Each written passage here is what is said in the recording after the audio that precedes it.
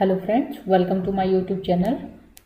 इस वीडियो में हम 2011 में जो सीटेट का पेपर हुआ था उसमें से पेपर 2 का सीडीपी पार्ट सॉल्व करने वाले हैं। दोस्तों, यदि आप इस चैनल पर नए हैं तो मैं आपको बताना चाहूँगी कि इस चैनल पे सीटेट, यूपीटेट और डीएलएड के जो प्रीवियस ईयर क्वेश्चन हैं हम उसे सॉल्व करेंगे। तो यदि आप इस चैनल पर नए हैं तो चैनल को सब्सक्राइब जरूर करिएगा ताकि इस सीरीज में से कोई भी वीडियो आपसे मिस ना हो। दोस्तों, प्रीवियस ईयर पेपर सॉल्व करने से आपको कम ये पता लगता है कि क्वेश्चन किस तरीके से फॉर्म किए जाते हैं, और इस क्वेश्चन को आप अच्छे से अगर प्रैक्टिस कर लेते हैं तो आपका लगभग 30 to 40% सिलेबस कवर हो जाता है। तो इस तरीके से जो क्वेश्चन है उसे आप अच्छे से सॉल्व करिएगा, इससे आपके अंदर कॉन्फिडेंस आएगा और आप ये क्वेश्चन अच्छे से सॉल्व कर पाएंगे। तो चलिए क्वेश्चन देखते हैं। पहला क्वेश्चन आप देख पा रहे होंगे, बच्चे के विकास के सिद्धांतों को समझना शिक्षक की सहायता करता है। यानी कि बच्चे का विकास का सिद्धांत जो है ये शिक्षक को क्यों समझाया जाता है। हमारे बीटीसी में, बीएड में ये विकास का सिद्धांत क्यों पढ़ाया जाता है, तो इसका रीजन हमें ऑप्शन में से सेलेक्ट करना है। पहला, शिक्षार्थी की आर्थिक पृष्ठभूमि को पहचानने में। तो ये ऑप्शन बिल्कुल सही नहीं है क्योंकि हमें कोई आवश्यकता नहीं है बच्चे की आर्थिक पृष्ठभूमि को पहचानना। शिक्षार्थियों को क्यों पढ़ाना चाहिए यह औचित्य स्थापित करने में, ये भी बहुत अच्छा ऑप्शन नहीं है, तो ये कैंसिल हो जाएगा। और शिक्षार्थियों की भिन्न अधिगम शैलियों को प्रभावी रूप से संबोधित करने में, ये आपका करेक्ट आंसर है क्योंकि आपकी क्लास में बच्चे भिन्न भिन्न बैकग्राउंड से आते हैं, वो अलग अलग तरीके से लर्नर होते हैं, एक ही टॉपिक को वो भिन्न भिन्न तरीक़ों से समझते हैं, सारे बच्चे एक तरीके से नहीं समझते हैं। तो विकास का सिद्धांत हमें इसीलिए समझाया जाता है ताकि शिक्षार्थियों को भिन्न भिन्न अधिगम शैलियों को प्रभावी रूप से संबोधित किया जा सके। तो आई होप इसका आंसर आपको समझ में आ गया होगा, ऑप्शन नंबर 3। नेक्स्ट क्वेश्चन देखते हैं। पुरुष स्त्रियों की अपेक्षा ज़्यादा बुद्धिमान होते हैं, यह कथन है सही हो सकता है? ऐसा बिल्कुल नहीं है क्योंकि कई बार स्त्रियां पुरुष से भी ज़्यादा बुद्धिमान होती हैं, तो ये कहना उचित नहीं होगा कि पुरुष स्त्रियों की अपेक्षा ज़्यादा बुद्धिमान होते हैं। इसका करेक्ट आंसर जो है वो लैंगिक पूर्वाग्रह को प्रदर्शित करता है। कई सारे क्वेश्चन ऐसे होते हैं जिनका ऑप्शन आपका एक्सप्लेन करने लायक नहीं होता है, बस आपका देखते ही सही आंसर पता लग जाता है। तो नेक्स्ट क्वेश्चन देखते हैं। इरफान खिलौनों को तोड़ता है और उसके पुर्जों को देखने के लिए उन्हें अलग अलग कर देता है, आप क्या करेंगे?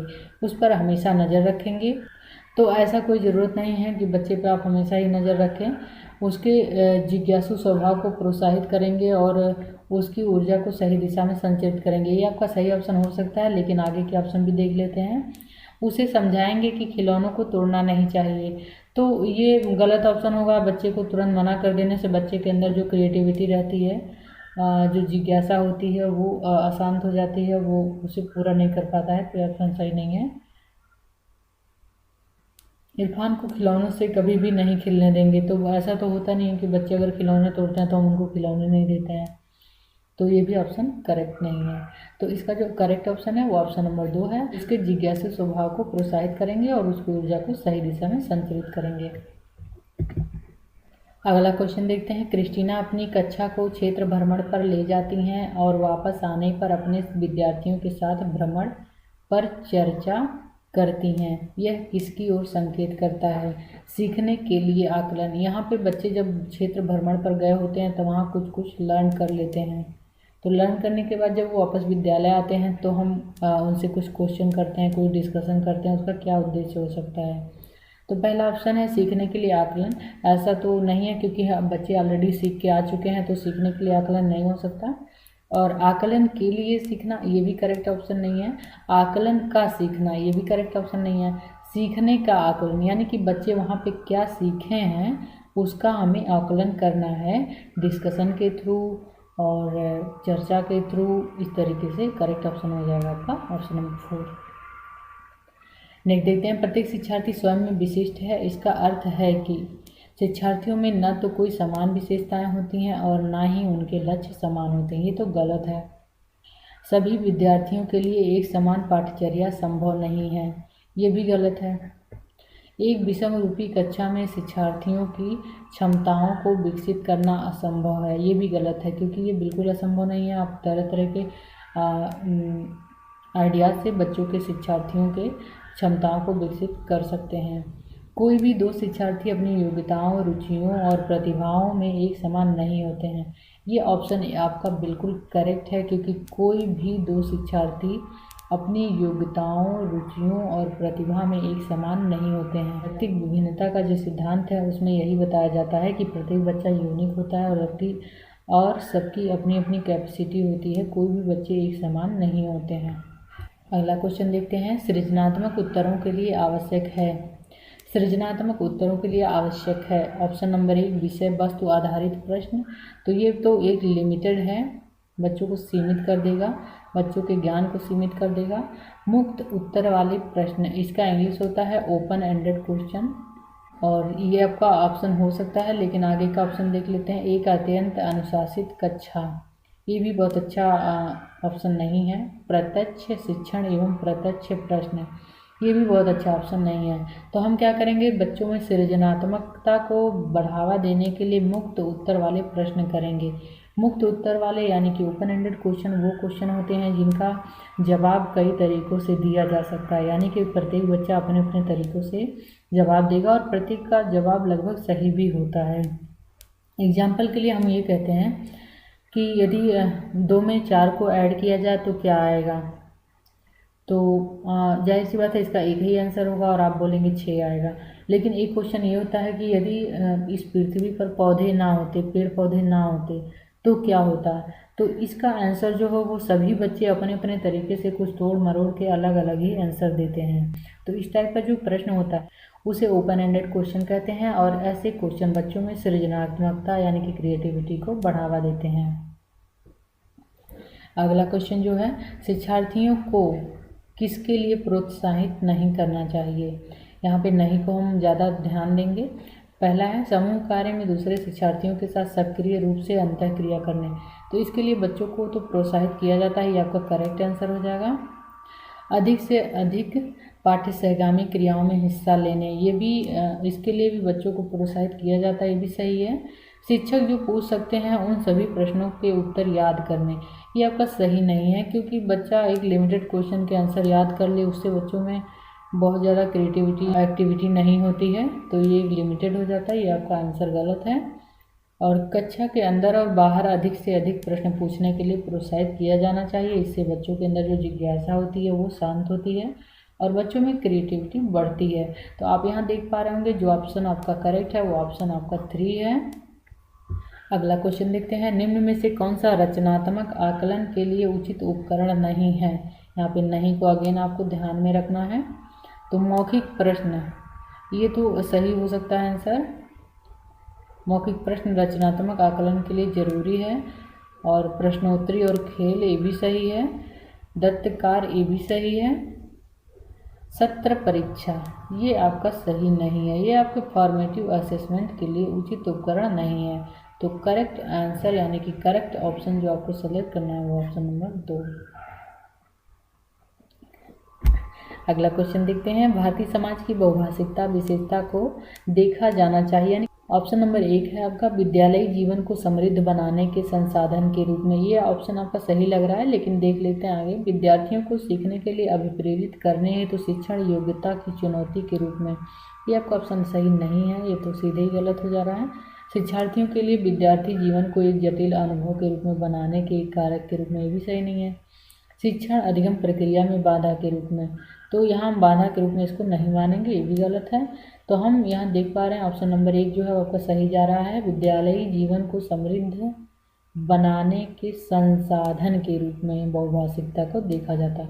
कई बार ऐसा होता है क्लास में बच्चे कई भाषा को जानने वाले होते हैं, तो वो एक दूसरे से शेयर करते हुए कई भाषाओं को सीख सकते हैं, तो यह एक संसाधन के रूप में देखा जाना चाहिए। ऑप्शन नंबर 1 आपका करेक्ट है। अगला क्वेश्चन देखते हैं। विद्यार्थियों के सीखने में जो रिक्तियां रह जाती हैं उनके निदान के बाद क्या होना चाहिए।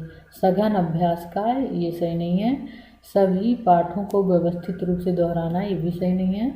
शिक्षार्थियों और अभिभावकों को उपलब्धि के विषय में बताना, ये भी सही नहीं है। समुचित उपचारात्मक कार्य, ये आपका करेक्ट आंसर हो जाएगा। विद्यार्थियों के सीखने में जो रिक्तियां रह जाती हैं उनके निदान के बाद समुचित उपचारात्मक कार्य होना चाहिए। अगला क्वेश्चन देखते हैं, सबसे अधिक गहन और जटिल समाजीकरण होता है। तो प्रसिद्ध मनोवैज्ञानिक स्टैनली हॉल ने कहा है कि किशोरावस्था बहुत ही तूफान का काल है। तो आप यहाँ पे देख पा रहे होंगे कि इसका ऑप्शन जो है उसका ये करेक्ट हो जाएगा। किशोरावस्था के दौरान सामाजिकता बहुत ही गहन और जटिल होती है। अनुवांशिकता को सामाजिक संरचना माना जाता है, गौण, गत्यात्मक, स्थिर, प्राथमिक। तो इसका करेक्ट आंसर हो जाएगा स्थिर, यानी कि अनुवांशिकता एक पीढ़ी से दूसरी पीढ़ी में ये समान रूप से हस्तांतरित होती रहती है, तो इसे स्थिर और सामाजिक संरचना माना जाता है। पियाजे के अनुसार विकास की पहली अवस्था जन्म से लगभग 2 वर्ष की आयु जो होती है के दौरान बच्चा किसके द्वारा सबसे बेहतर सीखता है। तो ऑप्शन 1 है आपका निष्क्रिय शब्दों को समझने के द्वारा। तो ऐसा बिल्कुल नहीं है, क्योंकि 2 साल की उम्र में बच्चा निष्क्रिय शब्दों के द्वारा नहीं समझ पाता है। अमूर्त तरीके से चिंतन द्वारा ये भी नहीं समझ पाता है बच्चा। और भाषा के नए अर्जित ज्ञान के अनुप्रयोग द्वारा, बच्चा तो 2 साल की उम्र में धीरे धीरे बोलना सीख रहा होता है, तो भाषा का बहुत ज़्यादा कॉन्सेप्ट नहीं है इस उम्र में। तो बचता है आपके पास लास्ट ऑप्शन इंद्रियों के प्रयोग के द्वारा। ये आपका करेक्ट आंसर है कि जन्म से लगभग 2 वर्ष की आयु में बच्चा इंद्रियों के प्रयोग के द्वारा सीखता है, और इसी की वजह से जो इनका पहला स्टेज है उसे संवेदी गामक अवस्था कहते हैं। अगला क्वेश्चन देखते हैं, निम्नलिखित में से कौन सा समझ के लिए शिक्षण को प्रदर्शित नहीं करता। यहाँ पे नहीं को जरूर ध्यान दीजिएगा, नहीं तो आपका आंसर गलत हो जाएगा। तो पहला ऑप्शन आपका नियम कैसे काम करता है इसे स्पष्ट करने हेतु उदाहरण उपलब्ध कराने के लिए विद्यार्थियों को पढ़ाना। और तो देख लेते हैं अगला जो ऑप्शन है, समानता और अंतर देखने और सादृश्यता स्थापित करने के लिए विद्यार्थियों की सहायता करना। ये ऑप्शन आपका सही हो सकता है, लेकिन आगे के 2 देख लेते हैं। ये विद्यार्थियों को एकाकी तथ्यों और प्रक्रियाओं को याद करने के योग्य बनाना। ध्यान रखिएगा, जहाँ भी आपको याद करने यानी कि रोट लर्निंग की भी नाम आए, वो ऑप्शन आपका पहले ही गलत हो जाएगा, क्योंकि आपको बच्चों को रटने के लिए प्रोत्साहित नहीं करना, याद करने के लिए प्रोत्साहित नहीं करना है। तो परिघटना या अवधारणा को अपने शब्दों में अभिव्यक्त करने के लिए विद्यार्थियों को कहना। तो ये भी ऑप्शन ठीक लग रहा है, लेकिन इसमें जो है सबसे बढ़िया ऑप्शन जो है और आंसर की में जो ऑप्शन दिया हुआ है वो ऑप्शन नंबर 2 है, विद्यार्थियों की सहायता करना। क्योंकि टीचर का रोल जो होता है वो एज ए फैसिलिटेटर होता है, यानी कि सुविधादाता के रूप में होता है। नेक्स्ट देखते हैं, सीखने का वह सिद्धांत जो पूर्ण रूप से केवल अवलोकनीय व्यवहार पर आधारित है। सीखने के सिद्धांत से संबंधित अवलोकनीय व्यवहार इन द सेंस आप समझ सकते हैं कि देख करके सीखना। तो विकासवादी, व्यवहारवादी, रचनावादी, संज्ञानवादी, इसका ऑप्शन नंबर 2 करेक्ट हो जाएगा। व्यवहारवादी सिद्धांत में अवलोकनीय व्यवहार पर आधारित सीखने का सिद्धांत कार्य करता है। अगला क्वेश्चन देखते हैं, एक शिक्षिका अपनी कक्षा के प्रतिभाशाली बच्चों की योग्यताओं की उपलब्धि चाहती हैं। अपने उद्देश्य की प्राप्ति के लिए उन्हें निम्नलिखित में से क्या नहीं करना चाहिए। यहाँ पे अगेन आपको नहीं पे ध्यान देना है। तो तनाव को नियंत्रित करना सिखाना, ये तो करना चाहिए। विशेष ध्यान के लिए उन्हें उनके समकक्षियों से अलग करना, ये नहीं करना चाहिए। ये आपका ऑप्शन गलत हो जा रहा है यहीं पे ही। उनकी सृजनात्मकता को समृद्ध करने के लिए उन्हें चुनौती देना चाहिए, ये भी सही है। गैर शैक्षणिक गतिविधियों में आनंद लेना सिखाना, ये भी सही है। तो आप जान पा रहे हैं कि आपका करेक्ट आंसर जो है ऑप्शन नंबर 2 है कि शिक्षिका को ये नहीं करना चाहिए, बाकी 3 ऑप्शन में जो दिया गया है वो करना चाहिए। अगला देखते हैं, छोटे शिक्षार्थियों में निम्नलिखित में से कौन सा लक्षण पठन कठिनाई का नहीं है। यानी कि इसमें जो दिया गया है इसमें मोस्टली जो लक्षण है वो पठन कठिनाई के हैं, और एक लक्षण जो पठन कठिनाई का नहीं है वो हमें फाइंड करना है। तो पठन गति और प्रवाह में कठिनाई, ये तो नहीं है। शब्दों और विचारों को समझने में कठिनाई, तो ये पठन कठिनाई का लक्षण है, तो ये सही हो जाता है। सुसंगत वर्तनी में कठिनाई, ये भी पठन कठिनाई का लक्षण है, तो ये भी सही हो जाता है। वर्ण एवं शब्द पहचान में कठिनाई, जैसे बी और डी में पहचानने में कठिनाई, एम और डब्ल्यू में पहचानने में कठिनाई, तो इस तरीके से जो कठिनाई होती है वो पठन कठिनाई में आती है। तो अब क्या नहीं आती है, वो है पठन गति और प्रवाह, क्योंकि ये बच्चा इम्प्रूव कर लेगा धीरे धीरे, और ये पठन कठिनाई के अंतर्गत नहीं आता है। तो ऑप्शन नंबर 1 आपका करेक्ट हो जाएगा। अगला क्वेश्चन देखते हैं, निम्नलिखित में से कौन सी विशेषता आंतरिक रूप से अभिप्रेरित बच्चों के लिए सही नहीं है। यानी कि इसमें से जो 3 ऑप्शन है वो आंतरिक रूप से अभिप्रेरित बच्चों के लिए सही है और एक ऑप्शन जो है वो नहीं सही है। उन्हें कार्य करने में आनंद आता है, तो ये सही है। जो बच्चा आंतरिक रूप से अभिप्रेरित होता है उन्हें अपने कार्य करने में आनंद आता है और वे कार्य करते समय उच्च स्तर की ऊर्जा प्रदर्शित करते हैं, ये भी सही बात है। वे चुनौती भरे कार्यों को पसंद करते हैं, ये भी सही बात है। तो अब देखते हैं लास्ट ऑप्शन, वे हमेशा सफल होते हैं। तो ये ऑप्शन आपका गलत है, करेक्ट नहीं है, क्योंकि कोई ज़रूरत नहीं है कि जो बच्चा आंतरिक रूप से अभिप्रेरित है वो हमेशा हर अटेम्प्ट में सफल ही हो। कई बार ऐसा होता है ये असफल भी होते हैं, तो ये सही नहीं है। करेक्ट ऑप्शन आपका नंबर 4। अगला क्वेश्चन देखते हैं, शिक्षार्थियों का आत्म नियमन किसकी ओर संकेत करता है। यानी कि ऑटोनॉमी कहते हैं इसे। विद्यार्थियों के व्यवहार के लिए विनियम बनाना, तो ये कुछ खास नहीं है। विद्यार्थी निकाय द्वारा बनाए गए विनियम, स्व अनुशासन और नियंत्रण, ये भी कुछ अच्छा ऑप्शन नहीं है। अपने सीखने का स्वयं पर्यवेक्षण करने की उनकी योग्यता, ये आपका करेक्ट ऑप्शन हो जाएगा। अगला क्वेश्चन देखते हैं, निम्नलिखित में से किस कथन को सीखने के लक्षण के रूप में नहीं माना जा सकता। यानी कि इस नहीं को ज़्यादा एम्फसाइज किया जाता है। तो पहला ऑप्शन जो है वो सीखना कुछ ऐसी चीज़ है जो कुछ अनुभवों के परिणाम स्वरूप घटित होती है, तो ये सही है। व्यवहार का अध्ययन सीखना है, ये करेक्ट ऑप्शन नहीं है। अनअधिगम भी सीखने का एक हिस्सा है, ये भी सही है। यानी कि जब हम नहीं सीख रहे होते हैं तब भी कुछ सीख रहे होते हैं। सीखना एक प्रक्रिया है जो व्यवहार में मध्यस्थता करती है, ये भी सही है। और जो आपका ऑप्शन है वो व्यवहार का अध्ययन सीखना नहीं है, इसे करेक्ट ऑप्शन हो जाएगा। सिद्धांत के रूप में रचनावाद दुनिया के विषय में अपना दृष्टिकोण निर्मित करने में शिक्षार्थी की भूमिका पर बल देता है, तो ये ऑप्शन आपका सही लग रहा है। सूचनाओं को याद करने और पुनः स्मरण द्वारा जांच करने पर बल देता है, ये आपका ऑप्शन सही नहीं है। शिक्षक को प्रभुत्वशाली भूमिका पर बल देता है, ये भी सही नहीं है। और अनुकरण की भूमिका पर केंद्रित है, ये भी सही नहीं है। तो बचता आपका ऑप्शन नंबर 1 जो कि करेक्ट है। अगला क्वेश्चन देखते हैं, सृजनात्मक विद्यार्थी वह है, क्रिएटिव स्टूडेंट, जो बहुत बुद्धिमान है। तो हो सकता है, लेकिन आगे देखते हैं, परीक्षा में हर बार अच्छे अंक प्राप्त करने के योग्य है। ठीक है, देख लेते हैं आगे। पार्श्व चिंतन, लेटरल थिंकिंग और समस्या समाधान में अच्छा है। यहाँ पे हमें ये जो टॉपिक है ये ज़्यादा इम्पोर्टेंट है, तो ये ऑप्शन आपका करेक्ट हो जाएगा कि सृजनात्मक शिक्षार्थी वह है जो लेटरल थिंकिंग और समस्या समाधान में अच्छा है। ड्राइंग और पेंटिंग में बहुत विलक्षण है, तो ये भी आपका ऑप्शन नहीं है। अगला क्वेश्चन देखते हैं, अवधारणाओं का विकास मुख्य रूप से किसका हिस्सा है। तो सिंपल सा आंसर है इसका, बौद्धिक विकास। अगला क्वेश्चन देखते हैं, व्यक्तिगत शिक्षार्थी एक दूसरे से भिन्न होते हैं किसमें। विकास की दर में, विकास क्रम में, विकास की सामान्य क्षमता में, वृद्धि एवं विकास के सिद्धांतों में। तो वो भिन्न होते हैं विकास की दर में। अगला क्वेश्चन देखते हैं, बच्चे के उचित विकास को सुनिश्चित करने के लिए उसका स्वास्थ्य शारीरिक विकास एक महत्वपूर्ण पूर्व आवश्यकता है, यह कथन है। तो बच्चे के उचित विकास के लिए ज़रूरी है कि बच्चे का पहले सारे अंग शरीर यानी कि शारीरिक विकास अच्छे से होना चाहिए, ये तो सही है। तो हम देख लेते हैं, यहाँ पे पहला ऑप्शन गलत हो सकता है, ये तो पहले ही गलत हो गया, और ये गलत है, ये भी गलत हो गया। बस हमारे पास सही है 2, इसमें देख लेते हैं।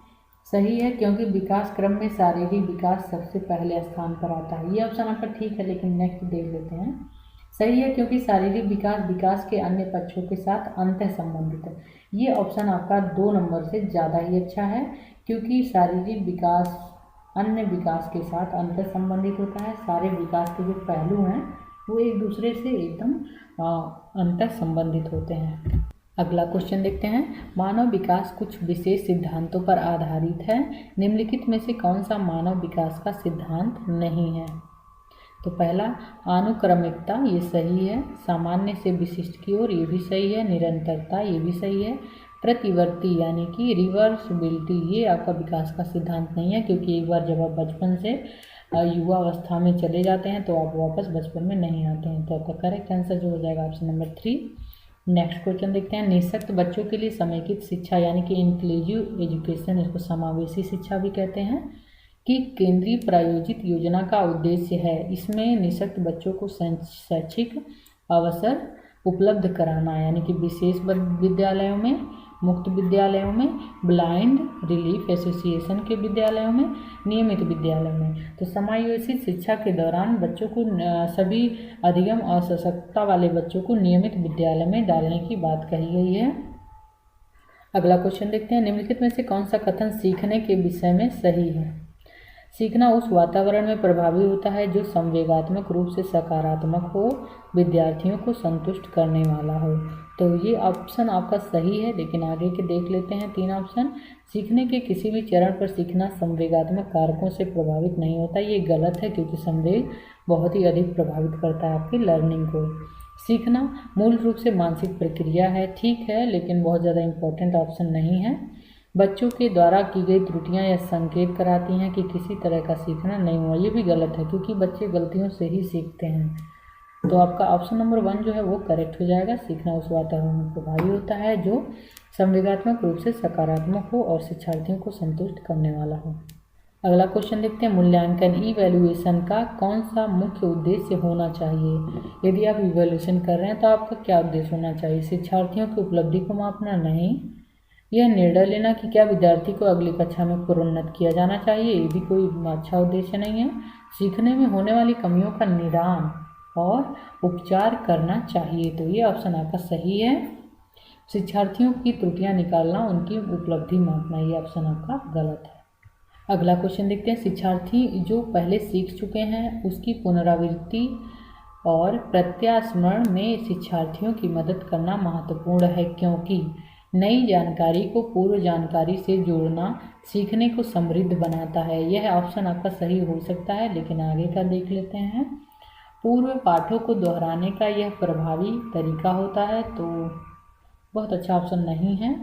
यह शिक्षार्थियों की स्मृति को बढ़ाता है, जिससे सीखना सुदृढ़ होता है, ये ऑप्शन सही है, लेकिन देख लेते हैं आगे। यह किसी भी कक्षा अनुदेशन के लिए एक सुविधाजनक शुरुआत है, ये भी बहुत अच्छा ऑप्शन नहीं है। दोस्तों, यदि आप क्वेश्चन को सॉल्व कर रहे होते हैं तो आप चारों ऑप्शन को अच्छे से पढ़िए, भली बात पढ़िए, तब आप करेक्ट ऑप्शन सेलेक्ट करिए। और उसके दौरान जो आपको गलत लगता है उसे तुरंत ही गलत कर दीजिए, ताकि अब 4 की जगह पे 3 में ही कंपैरिजन करना होगा, 2 में ही कंपैरिजन करना होगा, तो आंसर फाइंड करना वहाँ पे बहुत ही ईजी हो जाता है। तो अब हमारे पास यहाँ पे 2 ऑप्शन है, 1 और 3। इसमें से जो पहला ऑप्शन है वो बेस्ट है, करेक्ट आंसर आपका ऑप्शन 1 हो जाएगा। नई जानकारी को पूर्व जानकारी से जोड़ना सीखने को समृद्ध बनाता है।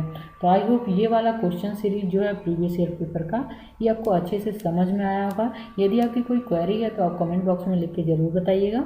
Thank you for watching this video.